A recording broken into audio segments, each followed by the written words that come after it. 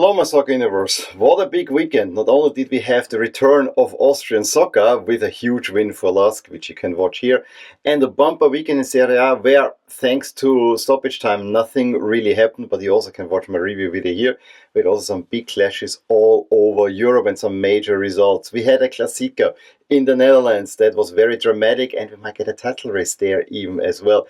We had a huge Arsenal City game and some pretty big results in the Premier League. We had a major upset in La Liga and plenty of other games as well, especially the Olympico in France was also a fun game to talk about.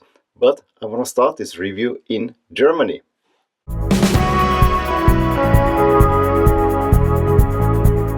Werder Bremen got on Friday evening a big 1-0 win over Mainz after a wobbly start to the year. Mainz's rise to the top is a little bit stopped, whereas Bremen are now within a point of Mainz, and the race for the Europa League and Conference League spots in Germany might actually get quite tasty as well. The game was decided early on by a Bittencourt goal after Dux already had missed a penalty, and then later on it ignited with plenty of red cards and a little bit scuffle, but it was overall deserved win for Bremen. Dortmund also got their first win of the year, a 2-1 at relegation-threatened Heidenheim, thanks to goals by Guirassy and Bayer, who gave them a 2-0 lead by the 63rd minute. Yes, Hansak pulls one back, but it's too little too late. Niko Kovac will take over from now on. And then Bayern got the most ridiculous home win over Holstein Kiel. Holstein Kiel said they knew we won't have much of the ball and we hit them on the counter-attack, and they were already dangerous early on. However, Bayern has just too much class. Musiala gave Bayern an early lead, and then Harry Kane just before the halftime heads one in, and you thought this is easy peasy for Bayern. Kane directly after half adds a third, and then Gnabry also great shot, 54th minute,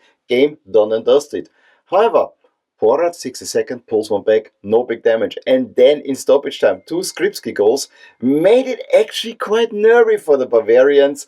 But in the end, it's a win. But a lot of talk about, is this Bayern team really good enough? Well, it might be good enough to win the Bundesliga. And Augsburg does another Augsburg, grabbing another point, moving closer and closer towards safety and getting a point at St. Pauli despite being 1-0 down. After being beaten handily by PSG in the Champions League, Stuttgart wanted to show a reaction, and in a way they did. However, they fall to a Gladbach side who deservedly won 2-1. Ngumu gave Gladbach the lead in the first half. That was then equalized by an Elvedi own goal, and as Stuttgart is pushing Kleindienst actually from worst to get Gladbach a winner, and Gladbach, like Bremen, rising up, huge win for them in their chase for a potential European spot. Bochum also had a big chance with a home win over Freiburg to actually put more pressure on Heidenheim and Holstein Kiel and get themselves a little bit out of trouble. However, they lose at home through a Sildilla goal, meaning that Freiburg is now also in this chasing pack behind Mainz, and Bochum more or less reeling from that loss, still bottom of the table. And then the Saturday evening game, Union Berlin against Leipzig. Those two teams really don't like each other, but the way that they played, there was nothing happening. Real bore fest. 0-0, the logical result. Sunday then saw Frankfurt officially falling out of the title race. An own goal by Tuta gave Wolfsburg the lead. That wasn't equalized in the 81st minute by Özün. However, it's a little bit too little, however, coming also off a Europa League week. Frankfurt still very much on track for a finish in the Champions League spots. And then Leverkusen kept their faint hopes for a title defense alive with a 3-1 win over Hoffenheim. Boniface and Frimpong already in the first half giving them the early lead. Schick in the 51st minute tripling it up. Then Grimaldo is sent off with a second yellow card, and Orban pulled one back in the 62nd, so almost immediately thereafter. But there was not too much coming from Hoffenheim, and Leverkusen see it out. 6 points behind Bayern. The big matchup coming up soon.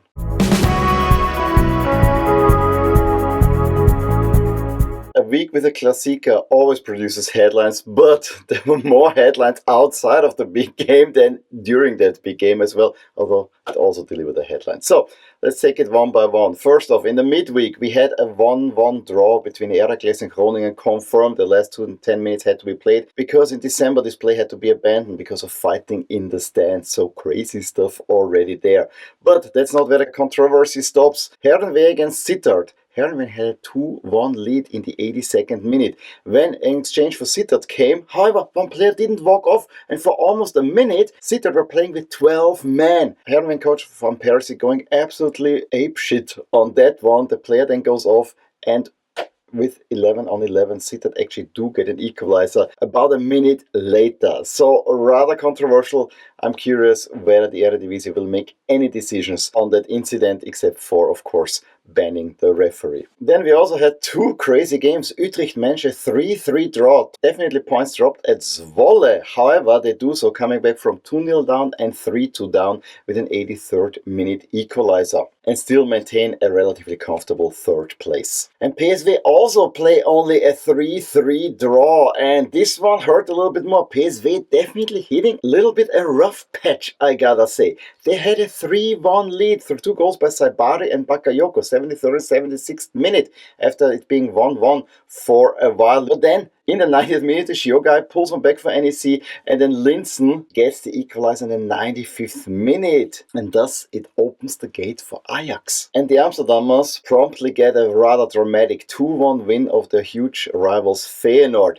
Robbie had given Ajax a half-time lead. In the second half, Feyenoord came out, were pushing for the equalizer, got it through Timber in the 67th minute. And as they were pushing forward, it's a counter-attack by Ajax. And this is a weird thing to see. Ajax is a counter-attacking team under Faraioli. It's a penalty, and Weghorst steps up but sees his effort saved. And as the game is kind of looking like it's gonna be a draw, and Ajax not taking the opportunity to get closer and closer to PSV. A gay cross comes in and Kenneth Taylor taps it into the net in stoppage time. Huge celebrations, and Ajax are now only 2 points behind PSV with a game in hand, so virtually they actually take the lead in the Eredivisie. At the same time, in Deventer, we also saw a stoppage time goal get the go-ahead Eagles and draw against Twente at home. Stein actually had turned the game on its head in the 66th and 67th minute. However, Twente cannot see it out. And then the last Europa League team, AZ, get a relatively unforced 2-0 win at Willem II. Parrot, Wales and Mainz scoring the 2 goals.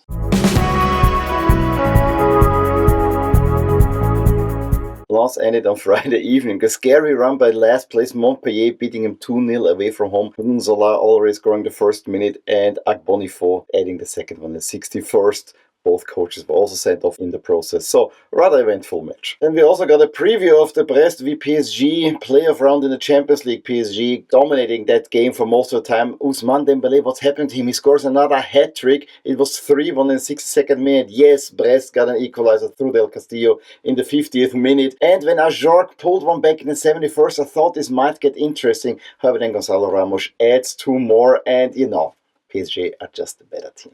Meanwhile, former Sturm Graz striker Mika Birev is the big hero in Monaco's 4-2 win over Auxerre, scoring a hat-trick. Kera had given them the lead, then Auxerre actually turned it around before half-time, and then it was the Birev show, scoring, as I said, 3 goals. Lille also got a big comeback win, 4-1 over Saint-Etienne. Yes, they were down thanks to a penalty, however Jonathan David equalizes himself with a penalty, and in the second half, Zahraoui, Gudmundsson and Zahraoui again, scoring 3 more. After getting a few credible results already in the new year, Nantes get now a win at Stade de Reims, who are a little bit losing their mojo. I think they're winless in the new year. Ablin and Mostafa Mohamed scoring the 2 goals in a 2-1 away win. Nakamura not scoring. Sampaoli out at Rennes, and the wins are back. Ludovic Blas in the 89th minute give Rennes a win over high-flying Strasbourg. We have reported quite a big result for Strasbourg this year. Their good run is stopped, as is Rennes' fall towards the bottom of the table,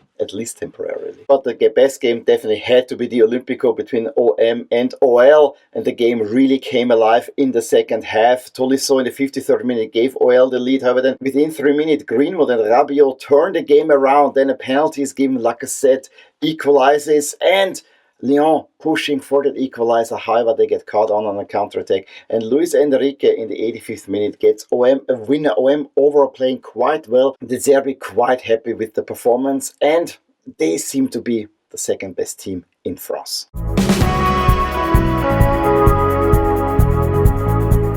Boy, this La Liga weekend had quite some twists and turns. It started out with a crazy finish to the Rayo win 1-0 at Leganés, where Rayo took the lead through Cis in an absolutely unremarkable game. However, then it became remarkable because De La Fuente took a penalty in stoppage time that was saved. Then there were people lying in the box. Turns out he can't retake the penalty, goes the other way, sees it saved again. From the ensuing corner kick, no equalizer materializes for 10-man Leganés. And it was a total of 4 seconds played in a more than 11-minute stoppage time period. Absolute mad stuff. VAR at its best. More bad games. Getafe against Sevilla. Let's put the cloak of silence over that one. Nothing happened. But then we kick into the next gear. Villarreal duly beat last place Valladolid 5-1. And this was a real beatdown because Valladolid's goal came in stoppage time when it was already 5-0. Alfonso Perez, Gueye, Comesana, Barry and Suarez. So 5 different goal scorers. And Villarreal pushing for at least a Europa League spot, if not more. Atletico Madrid also back on the winning track. 2-0 at home to Mallorca, but it wasn't easy. Samuel Lino gave them an early lead, but then in the second half it felt like they might squander that one. And then very late on, Antoine Griezmann seals the deal in the 93rd minute. But at least they got the feel, got a win again, and this win might prove to be essential for the title hopes. Because in the evening game, an unlikely 1-0 win of Espanyol over Real Madrid, and it was super contentious, to say the very least. Bad news for Real Madrid. Rüdiger went off injured, and they tried to create but couldn't really create a whole lot. This was a rather disjointed performance by Real Madrid. They took the lead through Vini Jr., however Mbappé shoves the Espanyol defender out of his way, so that was cashed in. In the second half, yes, they created a few half chances, but Romero really tackled Mbappé from the back. It should have been a clear red card. It was then only a yellow card. He will miss the next match though, but the 61st minute. That could have turned the game. Real Madrid then pushing for that winner to again increase the distance to Atletico Madrid, and they get caught on a really well played counter-attack. That, who else but Romero, taps home. Shouldn't have been on the pitch, but he was there. So Espanyol get a very unlikely and huge 1-0 win that actually now sees Real Madrid fall back to the pack. And then in the early kickoff on Sunday, Barcelona also cut their deficit to Real Madrid to only 4 points. So also within touching distance, they win thanks to a Lewandowski goal. But it was of course Lamine Yamal who was the story of the game with brilliant runs, especially one where it really looked like he was like a little Argentinian wizard. But let's keep the comparisons at the lower end for now. Then Valencia give themselves a shot of survival, beating Celta 2-1 at home. Rioja and Guerra scoring their 2 goals. They are still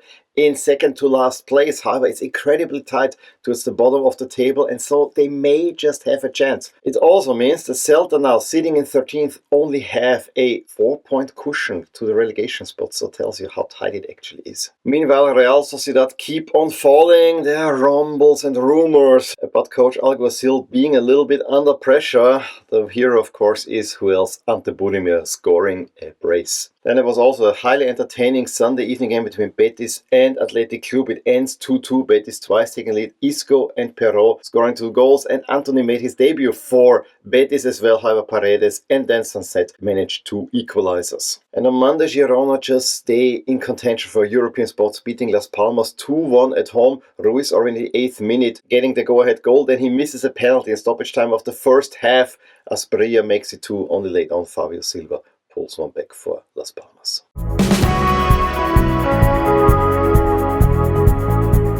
In the end, not much has changed on top of the Premier League. However, there were quite some impressive results along the way. It started out with Forest bouncing back from a 5-0 defeat at Bournemouth, beating Brighton 7-0 at home. 7, duly helped by Hürtela's rather naive tactics as well. And Forest being really ruthless as they have been all season. Lewis Dunk with an own goal started the beatdown, then Gibbs White and Chris Wood make it 3-0 at the half. Right after, Chris Wood keeps on his goal scoring form, completing a hat-trick, and then Nico Williams and Jota Silva score 2 more. Forest really not falling off. They might as well finish now in the Champions League spots, especially since the Premier League is very likely to get a 5th one. Then all eyes were on Bournemouth. In form Bournemouth that has taken points off all the top teams. Can they also take points off Liverpool? No, they could not. Although they tried, they had actually the better chances, hit the crossbar early on. Then a softish penalty is given. I'm still not quite sure if Gakpo was really fouled or if he tripped over himself. Any case, the penalty survived VAR. Mohamed Salah steps up. It's 1-0. Second half, Bournemouth still more the initiative team, and this was very weird how Liverpool just held back. And I know that Liverpool probably is hitting their rough patch, but even their rough patch, they're putting in really good performances. And they again ride their luck. The post was hit by Bournemouth, and then Justin Kluivert had an open net and he puts it wide again. While on the other side, Mohamed Salah with an absolutely brilliant strike makes it 2 and gives Liverpool all the 3 points. This might have been one of the last really dicey away games for Liverpool to manage this season, and so puts a lot of pressure on Arsenal to perform and brings another Premier League title even closer. Arsenal, on the other hand, for once didn't fold under pressure, and I think it was largely helped that they really wanted to get back at Manchester City. There's some needle between those two teams meanwhile. Odegaard in the second minute already opened scoring, being assisted by Havertz. Havertz also missed a really big chance in the first half that could have made it 2-0 to have him more or less settle the game. City more or less outplayed by Arsenal. However, they get an equalizer. Brilliant header by Haaland in the 55th minute. You thought the game might turn, but then Partey just a minute later re-establishes Arsenal lead, and that broke everything. And then we saw some scintillating stuff by Arsenal, brilliant attacking moves. Luis Skelly after Declan Rice pass makes it 3. Then Havertz himself gets the goal from a much harder angle than the one that he missed. And Vaneri, the Teenies, striking again, makes it 5. Beat down for City. Arsenal looking strong. However, the distance to Liverpool is still a big one. David Moyes is breathing life back into Everton. They beat Leicester 4-0 at home, scoring already after 11 seconds through Doucouré. Then Beto scores 2 before the half, one at the 6th, one at the 45, one in stoppage time of the first half. And then Njai in the 90th minute makes it a resounding win. Everton looking more and more likely that they will survive. And then in a meeting of the two promoted sides that most likely will go down with the third promoted side, Southampton get their second win of the season, a 2-1 away win at Ipswich. Aribo and Onuachu scoring the 2 goals. It may prevent Southampton from besting Derby's negative record, how it will most likely not be enough for survival. The Newcastle are also hitting a little bit of a rough patch. Murphy gave them the lead at home to Fulham. However, in the second half, Fulham come back in a match that looked like Juventus against Fiorentina if both of these teams were wearing Adidas. Raul Jimenez gets the equalizer in the 61st minute, and then Rodrigo Muniz, the winner in the 82nd. Fulham, a very solid mid-table team that might actually push for a potential Conference League, maybe Europa League spot. And then much troubled Wolves also get a huge win, a 2-0 home win over Aston Villa. Bellegarde gave them a lead in the second half. Villa came out and were pressing a little bit more, seemingly got an equalizer through Mollen. However, it was disallowed from offside, and then laid on Mateusz Cunha with a brilliant run, and the way he held onto the ball and finished makes it 2-0. Huge 3 points for Wolves, who are also shedding a little bit their relegation worries. On the other hand, Manchester United remain very much a troubled team in the league. While they might do well in Europe, they are definitely not doing well in the Premier League. They lose at home again against Crystal Palace, with Mateta scoring 2 second-half goals, and again Ruben Amorim using some adventurous tactics in the process. And with everyone falling a little bit around them, Chelsea used that opportunity to grab 4th place, at least for now, coming back from a halftime deficit thanks to Jarrod Bowen to West Ham. Pedro Neto gets the equalizer, and then it's a Wan-Bissaka own goal that gives Chelsea important 3 points. However, the question is, will they hold on to 4th place? But again, 5th place might just be enough.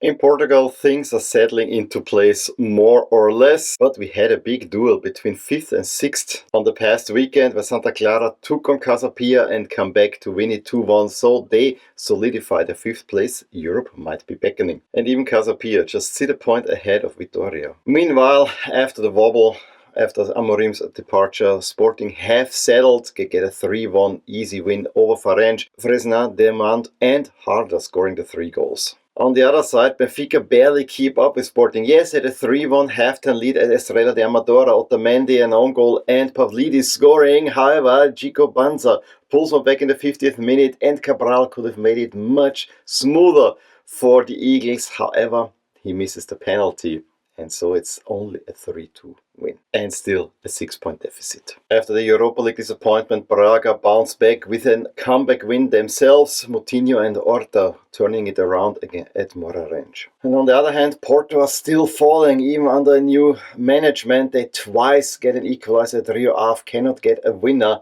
And so, yeah, the distance to the top becomes bigger and bigger. And there you have it, quite a big weekend. Please let me know your thoughts in the comments below on all of the results in these leagues. Give me a thumbs up if you enjoyed this video, subscribe to my channel if you want to see more. I'll talk to you soon about more things in my soccer universe. Bye! Hey there, I really hope you enjoyed this video, and if you did, Here are some videos and playlists that you may enjoy too. Also, please consider subscribing to my channel and hit the little bell icon so you get notified whenever something happens in my soccer universe. And with that, have a wonderful day. Bye!